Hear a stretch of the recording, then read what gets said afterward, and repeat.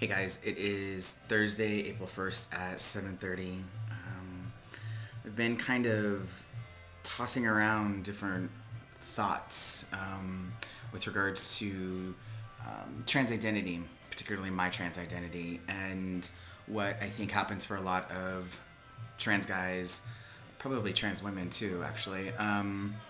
Once a certain point in transition has been reached. In my previous video, I had mentioned that I'm getting close to my 2-year anniversary. It's actually going to be in 3 weeks. Will be 2 years, and I'm realizing, and I remember Charlie talking a lot about this, that the more congruent certain parts of my physical presentation is with how I identify, and the more comfortable I am with just in general, like my body and being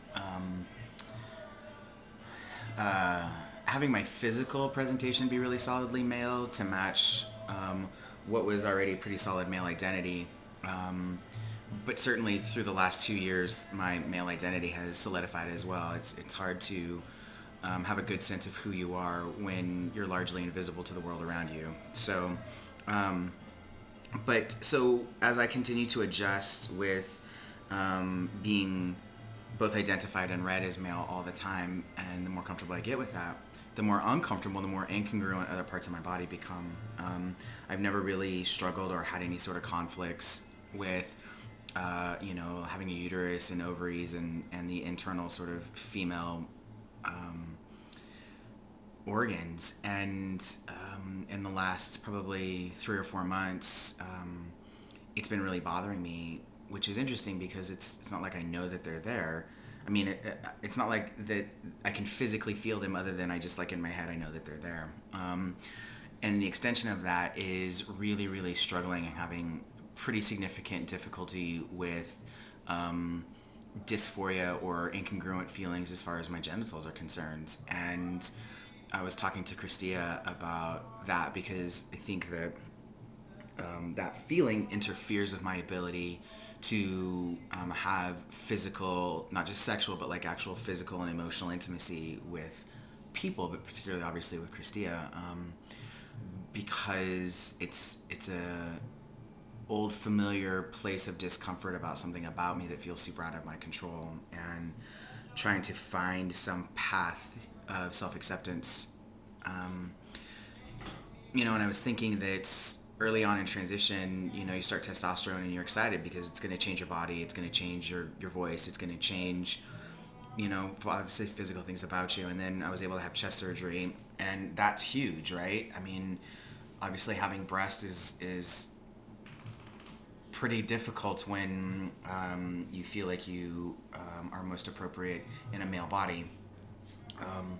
And so early on in transition, it's a lot of the things that seemed like really big barriers to me, or big issues with my physical comfort, were things that could be rectified. I could have chest surgery, I could have testosterone, I could do those sorts of things.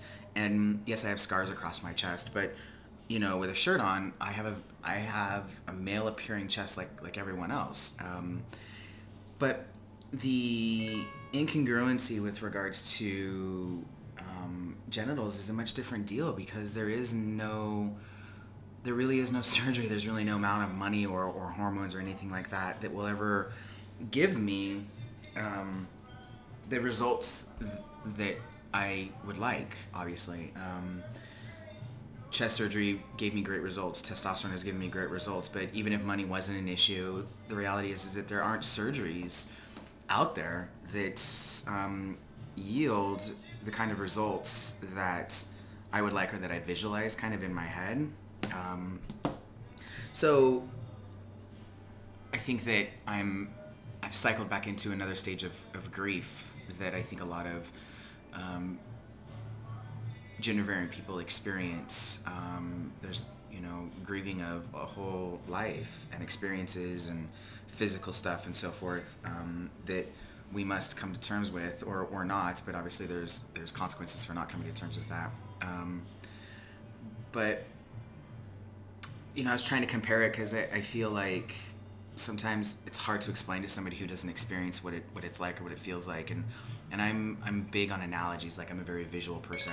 So I was trying to explain to Christia, and the only thing that I could come up with a comparison, which is what I would imagine because I don't have this particular experience myself, is someone who has some sort of different sort of physical ability. For those of you who don't know what I mean, that's typically called disability, but I actually don't like that word at all, and so I want to reframe it of differently abled people. And like the comparison, because the Olympics just got over, that there's folks who just competed in the Paralympics and like kicked ass in their sport and won medals or competed at a level that I could never even begin to imagine. And so somebody who maybe was born without a leg or without an arm, they don't know what it feels like to have that. They have a sense of missing that, or missing what privileges or opportunities that provides. Being somebody with all limbs and all functions of the body in the way that we all think we would like our body to function. And so what you miss is like an idea of what it must be like. And so someone who is competing in the Paralympics and wins gold, I'm sure that they love that and they can celebrate that moment and celebrate all their hard work. But if they were going to tell the truth, they'd probably much rather be winning a gold medal in the Olympics, and that there's nothing that will ever give them an opportunity to know what it feels like to have 2 arms, 2 legs, or whatever it is that's going on for them, and that they can come to some level of acceptance. But there's always going to be this longing part or this grieving part, and I explained it much better when I was talking to Christia. I live in a residential sort of neighborhood, and a chartered bus just drove through, and I got super distracted by it. But I think you get the gist of what I'm saying, is that even if I were in a situation that I could have gender-confirming surgery, it is going to be a creation of something that I feel like should have been there to begin with. And so even with that, it will be different than what I would have hoped it could have or would have been. And having said that, I automatically flip to the other side of that coin, where I feel very lucky that I have had the experiences and was gendered female, because I think that I have a perspective and an understanding of what it's like to be raised female in this society, in this time, and that I think that makes me a better human being. So I think that's something that cisgender men miss out on, actually, is understanding what it's like to be on the other end of that power differential. So I think that's, I'm sure there's like a lot more that I could say about all of that, but I think that's kind of the gist of it. I guess that I want to say with all of that, I feel incredibly honored that I've been given the opportunity in my life to transition, and I'm very happy with my transition. And I'm not complaining, and I'm not depressed, or I'm not any of those things. I'm arriving at a place in my life, in my transition, where I'm able to acknowledge and recognize that this path, this journey of my life, will be kind of a lifelong process of accepting what is, instead of longing for what isn't. And I know that there's growth opportunity in there, and I will embrace that growth, and I will also embrace the moments where I feel frustrated in that, or challenged by that growth, or the lack thereof. And so I'm assuming that there's other people out there that can relate to what I'm talking about, are some point on in their transition. Charlie, you might be a great person to talk about how this is for you now, as opposed to how it was for you a year or two ago. So I guess that's it. I do want to say, on a completely unrelated note, that Christy and I are going to be able to go down to San Francisco for Pride this year, and we're really, really looking forward to it. We really missed it last year, and it will be cool to be around some of our people again from Northern California, and just to be around a bunch of queer people and kind of gender affirming